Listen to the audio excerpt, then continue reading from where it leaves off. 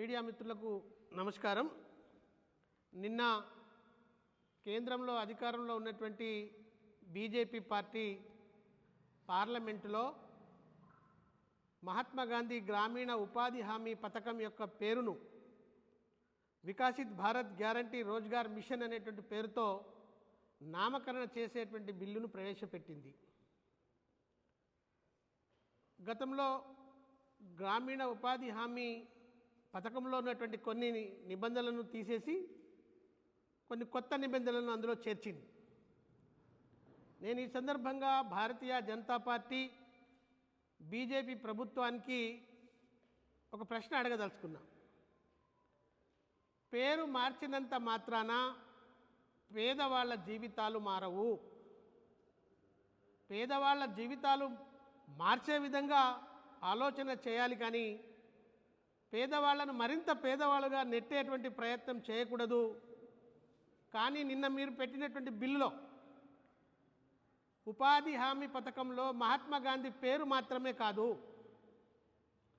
మొత్తాన్ని ఉపాధి హామీ పథకానికే నీరుగార్చేటువంటి పద్ధతుల్లో మీరు బిల్లు ప్రవేశపెట్టారు. ఏమంటున్నారు అందులో? మీరు 100 రోజులు ఉన్నటువంటి పనిని 125 రోజులకు పెంచుతున్నాము అంటున్నారు. మంచిదే, తప్పులేదు. కానీ 100 రోజులు పనులు ఇచ్చినటువంటి నాడే 100 రోజుల పనులు కార్మికులకు దొరకలేదు, గ్రామీణ పేదవాళ్లకు దొరకలేదు. దానికి అనేకమైనటువంటి చిక్కులు పెట్టారు, అనేక ఇబ్బందులు కలిగించారు.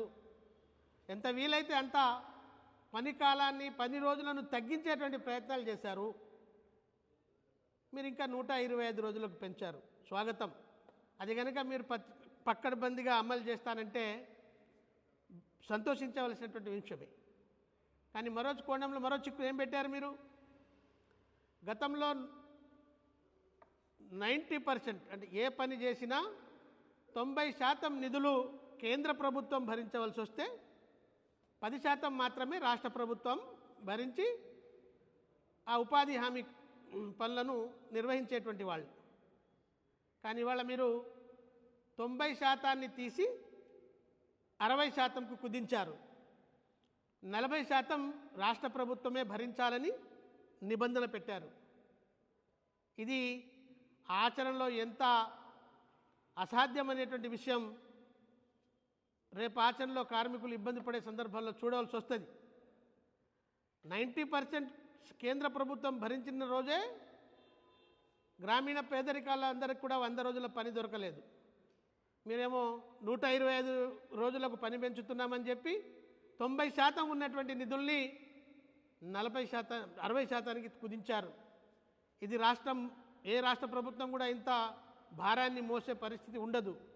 అంటే మీరు అతి సున్నితంగా, అతి జాగ్రత్తగా అతి పేదవాళ్లకు లభించేటువంటి 100 రోజుల ఈ పని దినాన్ని ఎక్కువ ఇస్తున్నామని చూపిస్తూ అసలుకే ఎసురు పెట్టేటువంటి ప్రయత్నం చేస్తున్నారు. ఇది మంచిది కాదు. దీనివల్ల ఏ రాష్ట్ర ప్రభుత్వము ఈ పనిని సంపూర్ణంగా నిర్వర్తించరు. తద్వారా ఏ లక్ష్యం కోసం అయితే ఈ జాతీయ ఉపాధి హామీ పథకాన్ని అమలు చేశారో అది ఎంతో కొంత లాభపడుతున్నటువంటి జనానికి గొడ్డలి పెట్టుగా మారుతుంది తప్ప మరొకటి కాదు అని మేము భావిస్తూ ఉన్నాం. అందుకే తెలంగాణ జాగృతి పక్షాన కేంద్రంలో అధికారంలో ఉన్నటువంటి బీజేపీ ప్రభుత్వాన్ని ఈ సందర్భంగా హెచ్చరిస్తున్నాం.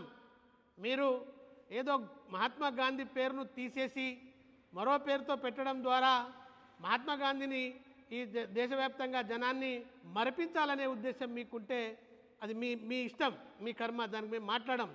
కానీ ఈ ఉపాధి హామీ పథకాన్ని యాజ్ ఇట్ ఈజ్గా ఇప్పుడు ఏ పద్ధతుల్లో అయితే అందుతుందో ఆ పద్ధతుల్లో అందించడం వల్లనే మరి ఇక్కడ ఈ తెలంగాణలో ఈ గ్రామీణ ప్రాంతంలో ఉన్నటువంటి పేదలకు మేలు జరిగేటువంటి అవకాశం ఉంది.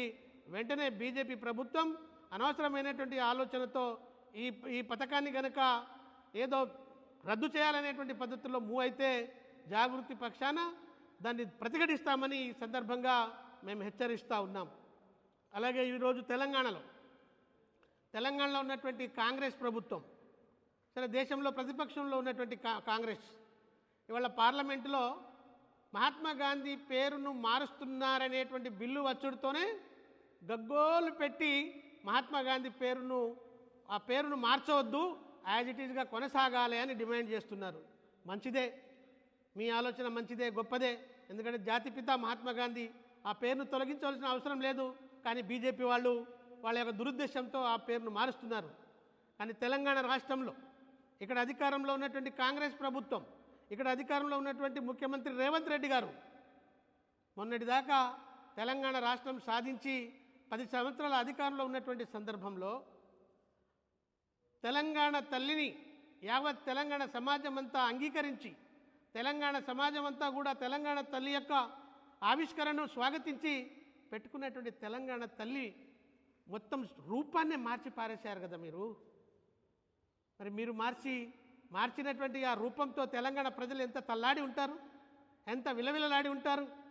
అంటే మీరు అధికారంలో ఉన్న చోట ఒక రకంగా, మీరు ప్రతిపక్షంలో ఉన్న చోట మరొక రకంగా స్పందిస్తారా? కాంగ్రెస్ ప్రభుత్వం యొక్క లేదా పార్టీ యొక్క పాలసీ ఇదేనా అని మేము ఈ సందర్భంగా జాగృతిగా ప్రశ్నిస్తున్నాం. తెలంగాణ తల్లే కాదు, ఇవాళ గత ప్రభుత్వము బతుకమ్మ చీరల పేరుతో ఈ దేశంలో ఏ రాష్ట్రంలో ఏ పండుగలు జరిగినా తెలంగాణ ఆడపడుచులందరికీ తెలంగాణ బతుకమ్మ పేరుతో చీరల పంపిణీ చేశారు. తెలంగాణ బతుకమ్మ అంటే మీకు నచ్చదా? తెలంగాణ బతుకమ్మ అంటే మీకు ఇష్టం ఉండదా? అయినా మీకెందుకు ఉంటుందిలే, ఉద్యమంలో మీరు ఏనాడు తెలంగాణ జై తెలంగాణ అన్నవాళ్ళు అప్పుడు కారు, ఈరోజు ముఖ్యమంత్రిగా ఉండి కూడా మీరు జై తెలంగాణ అని అనడానికి అనేకమైనటువంటి ఇబ్బందులు పడుతున్నటువంటి పరిస్థితిలో తెలంగాణ ప్రజలు మిమ్మల్ని గుర్తిస్తూ ఉన్నారు. అందుకే తెలంగాణ బతుకమ్మ చీరను ఇవాళ మీరు ఇందిరమ్మ చీరగా మార్చారు. మరి ఇందిరమ్మ చీరగా మీరు మార్చినప్పుడు తెలంగాణ ఆడపడుచులు బాధపడలేదా? తెలంగాణ ఆడపడుచులకు మరి ఆ ఆక్రందన కలగలేదా? అంటే మీరు పరిపాలిస్తున్న రాష్ట్రంలో ఒక పద్ధతుల్లో, ఇవాళ కేంద్రంలో బీజేపీ పేరు మారిస్తే తల్లడిస్తున్నారు. ఇక్కడ కూడా మీ వైఖరిని మార్చుకోవాలని చెప్పి తెలంగాణ జాగృతిగా మేము హెచ్చరిస్తూ ఉన్నాం. ఇంకా ఏం చేశారు మీరు? గత ప్రభుత్వం డబల్ బెడ్రూమ్ పేరుతో పేదవాళ్ళకి ఇండ్లు పంపిణీ చేసింది. కానీ వాళ్ళ మీరు డబల్ బెడ్రూమ్లను కూడా ఇందిరమ్మ ఇండ్లుగా రూపుమార్చారే. మరి మీకు సిగ్గు లేదా అని మేము ప్రశ్నిస్తూ ఉన్నాం. మీరు ఇలా బీజేపీని ఏ విధంగా కేంద్రంలో మహాత్మా గాంధీ పేరు మార్చొద్దని గొగ్గోలు పెట్టారో, ఇక్కడ కూడా ఈ ఇందిరమ్మ పేరుతో మాకేం సంబంధం, తెలంగాణ రాష్ట్రాన్ని సాధించుకున్నటువంటి పేరుతోనే అన్నీ కొనసాగుతున్నాయి, ఇక్కడ ఉంచాలని ప్రజలందరూ అడిగితే కూడా మీరు పట్టించుకోలేదు కదా. అలాగే కొత్తగా మీరు మరొక ప్రపోజల్ చేస్తున్నారని నిన్న మొన్న అంతా కూడా వింటున్నాం. కాళేశ్వరం ప్రాజెక్టును కాళేశ్వరం పేరు యాజ్ ఇట్ ఈజ్గా ఉంచకుండా మళ్ళీ ప్రాణహిత చేవేళ్ల పేరుతో మీరు కొనసాగాలని ఆలోచన చేస్తున్నట్టు ఇలా కొన్ని మీడియాలు కొన్ని పత్రికల ద్వారా చూశాం. అంటే 1 కాదు 2 కాదు, ఇలా 10ల సంఖ్యలో మీరు కేసీఆర్ ఆనవాళ్ళు లేకుండా చేయాలనేటువంటి కుట్రలు పన్నుకున్న పద్ధతుల్లో మీరు కొనసాగిస్తున్నారు. కానీ అక్కడ బీజేపీ చేసింది తప్పు అంటున్నారు. ఈ సందర్భంగా జాగృతిగా మేమిద్దరిని హెచ్చరిస్తున్నాం. అటు బీజేపీని ఇటు కాంగ్రెస్ను అవకాశం వస్తే, అధికారం వస్తే మీరు ఏ పేరునైనా మారుస్తారు, మీ స్వలాభం కోసం ప్రయాణం చేస్తారు, సొంత ఉనికి కోసం మీ పలుకుబడి కోసం ప్రయత్నం చేస్తారు. అందుకే జాగృతిగా బీజేపీ పార్టీని కాంగ్రెస్ పార్టీ ఇవి పేరు మార్చి అవమానపరచడంలో రెండే కాబట్టి మీరు ఇలాంటి వైఖరిని మానుకోకపోతే జాగృతి పక్షాన తెలంగాణలో సమరశీల పోరాటాన్ని నిర్వహించవలసి వస్తుందని ఈ సందర్భంగా హెచ్చరిస్తున్నాం.